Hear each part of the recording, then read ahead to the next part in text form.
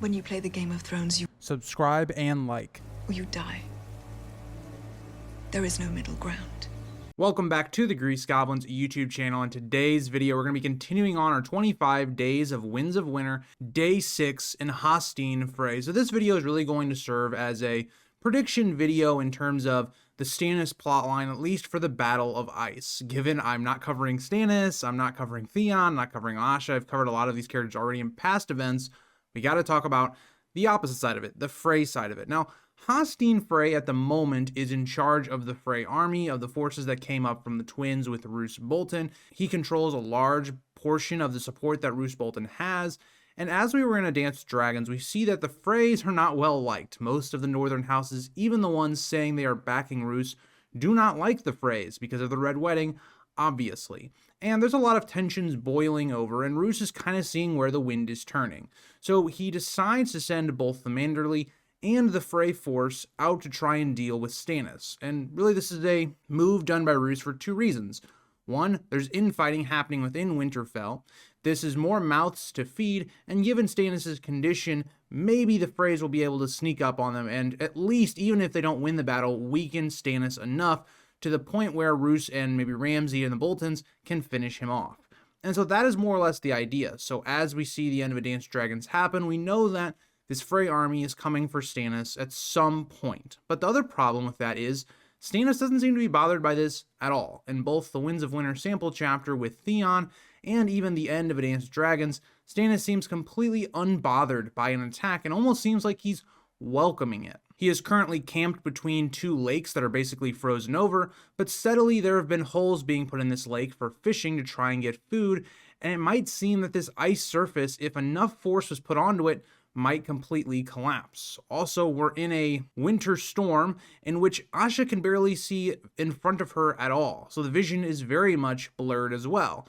You pair that with Hosteen Frey, who seems much more arrogant, not a calculated military general, believing Stannis is already maybe even beat down, is starving to death, and is already on the edge of collapse. And you mix that with what probably Hosteen Frey's been told about where Stannis is, that he's by this kind of lighthouse type beacon. If Stannis was to have a fake beacon, which is seeming likely, that's what Stannis seems to be possibly building, this could lure the Frey forces onto the ice and potentially kill them before the battle even truly starts. And so Hosteen Frey represents, in my opinion, really the last remnants of the Freys in the north.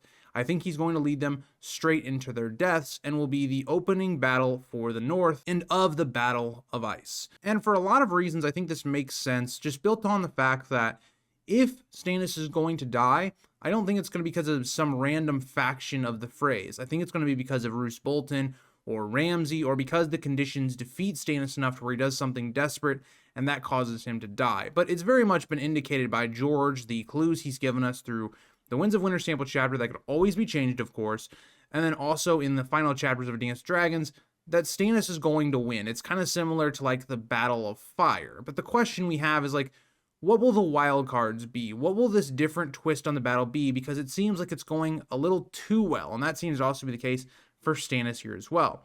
Now, the first part of this I would like to look at is, what do we think that the Manderly Knights, or the force sent out by Roose, that is the White Harbor Knights, are going to do? Now, there's a couple things that the White Harbor force could do, or the Manderlys could do. One, they could betray the Freys right here and now, and turn on them and also help Stannis defeat them. The second thing is they could just simply not even bother trying to find Stannis and say they got lost and couldn't find Stannis' camp. This will raise a lot of loyalty questions, of course, but it also is a plausible excuse. I mean, people can't really see 5 feet in front of them anyways.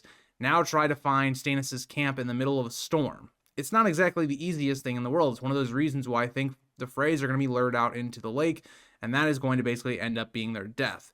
So in a lot of ways, I think the Manderlys play a kind of a wild card here, because I think they could be very key to Stannis actually taking Winterfell as well, because after the Battle of Ice and Hosteen Frey is likely dead, there's going to be this idea, it would appear based on the pink letter, that Stannis actually allegedly dies. And this has been hinted at a couple times. Justin Massey was even told by Stannis, "You might hear that I have died." So it might be Stannis' whole plot that he wants to be presumed dead. He wants to be viewed as his threat is over, and so that can keep his enemies a little bit more unaware as to what he's actually doing. And so there's a lot here that seems to be leading towards the fact that Stannis has a plan. We just don't know what it fully is in terms of post-Battle of Ice. And that's going a little further because this is a video supposed to be predicting Hosteen Frey specifically, and so I don't want to go too far. But in my opinion, Hosteen Frey's death, and especially the Frey force, because the Freys, yes, are powerful, they're not all powerful. They don't have unlimited resources. They sent a significant portion of their force up north to help Roose Bolton subdue the north, as well as kind of making some alliances in terms of, marrying into the Manderlys. That was also supposed to happen as well. And also to kind of remind the north that they have hostages. But now that that force is likely going to be largely gone, Hosteen Frey will be defeated, it's going to be kind of that opening sign in the Winds of Winter that the Frey's time has come. They had a little bit of time ruling over the Riverlands, and even then they couldn't even take Riverrun without Jaime's help. Their fall is imminent. The Frey's been continuously picked off each and every book, and the Winds of Winter is likely going to be a massacre of their family. Now, I don't think their whole family is going to be wiped out like the show, but I think a lot of them will die. And we'll talk about that in tomorrow's video as well, as we're going to be talking about Blackwalder Frey, probably one of the most notorious Freys outside of Walder as well, and we'll see what his fate is going to be. Likely the same as someone like Hosteen Frey's, dead and his family on the decline. But thank you guys all for watching, and I'll see you guys all in tomorrow's video. Bye, guys.